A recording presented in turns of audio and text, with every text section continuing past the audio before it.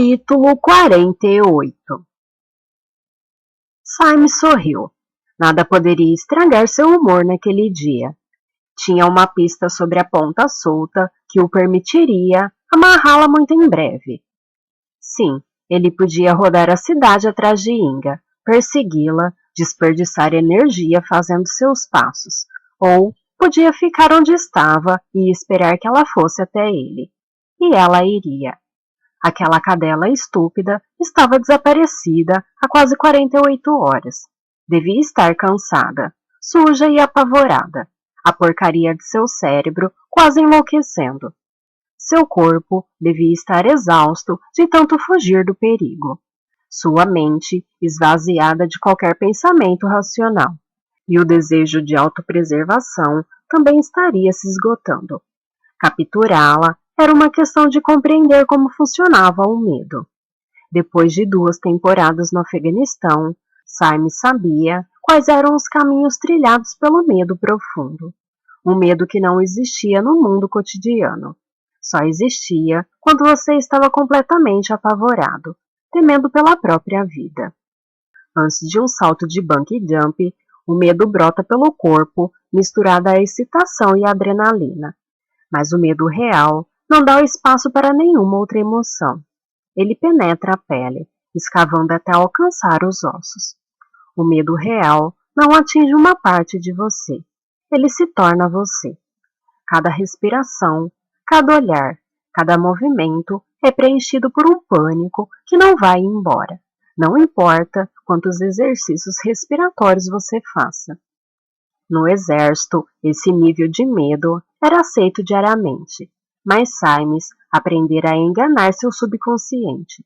Em vez de passar dia após dia tentando viver, gastava 1 minuto toda manhã preparando-se para a morte.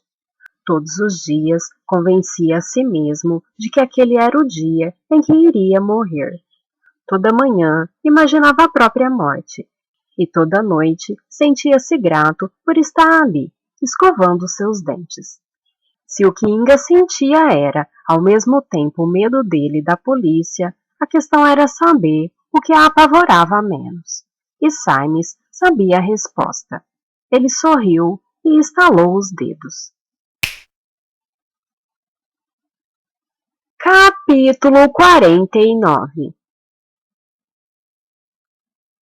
Inga dava um passo de cada vez, esperando que corresse tudo certo. O medo que sentia parecia corroer sua carne. Para onde quer que olhasse, havia olhos fixados nela. Cada homem se transformava em Will ou Simon. Cada sombra havia sido estrategicamente plantada para aterrorizá-la. O mundo inteiro se fechava sobre ela. Seu entorno era uma massa de ângulos retos e formas ameaçadoras, prontas para avançar contra ela a qualquer momento. Os últimos 2 dias pareceram durar uma vida. Não conseguia acessar a memória das semanas, meses ou anos que já havia se passado.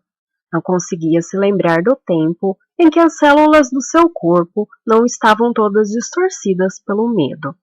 Via ameaças por toda parte.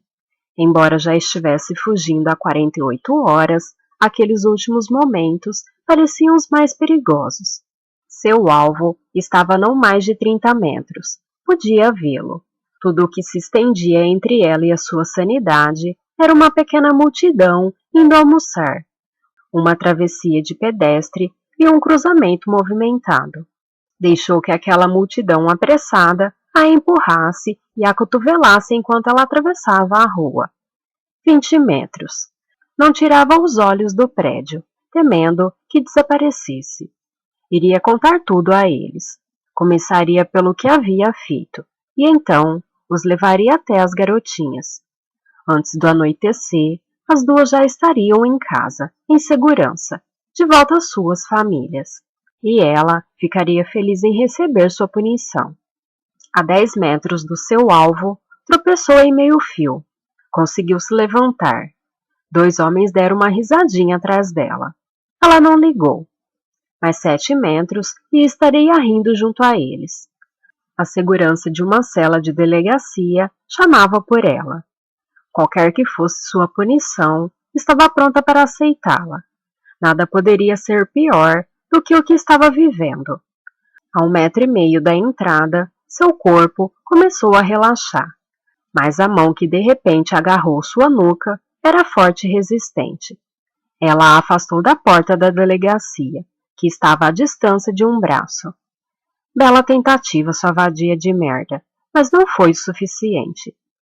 Inga foi carregada por aquela mão que apertava seu pescoço. Agora, seus pés mal tocavam o chão. Se der um pio, corto sua garganta aqui mesmo. Inga não conseguia mais falar. Tudo o que sentia era aquele braço musculoso ao redor de seus ombros. Tentou gritar, mas toda a umidade de sua boca havia sido sugada. Symes aproveitou aquele silêncio atordoado e a conduziu até um beco atrás da delegacia. Ela quase conseguira.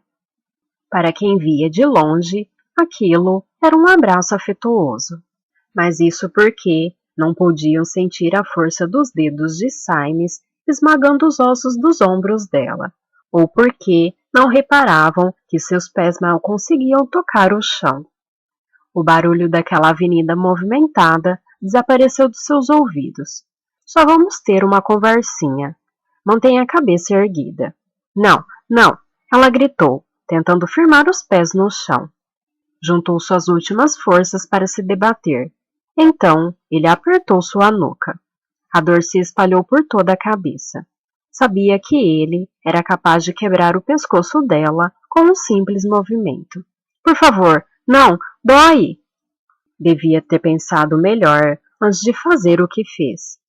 Inga não era orgulhosa a ponto de se recusar a implorar. Aquela era sua única chance de continuar viva. Symes, eu sinto muito. Eu não devia... É só que fiquei assustada. Ele riu enquanto abria a porta da van. Não tão assustada quanto vai ficar agora. Symes bateu a porta e correu para o outro lado, apertando o botão que travava todas as portas. Inga reprimiu a vontade de chorar. De repente, os momentos que lhe restavam eram preciosos demais. Sabia que iria morrer, e apenas uma coisa importava. E as meninas? Ele se virou para ela. Seus olhos brilhavam de excitação, a expectativa moldando cada linha de sua boca. Seu olhar era como de alguém em transe. Cada centímetro de seu corpo ansiava para lhe tirar a vida. As meninas, ela balbuciou. Ele jogou a cabeça para trás e gargalhou. Por culpa sua, estão mortas.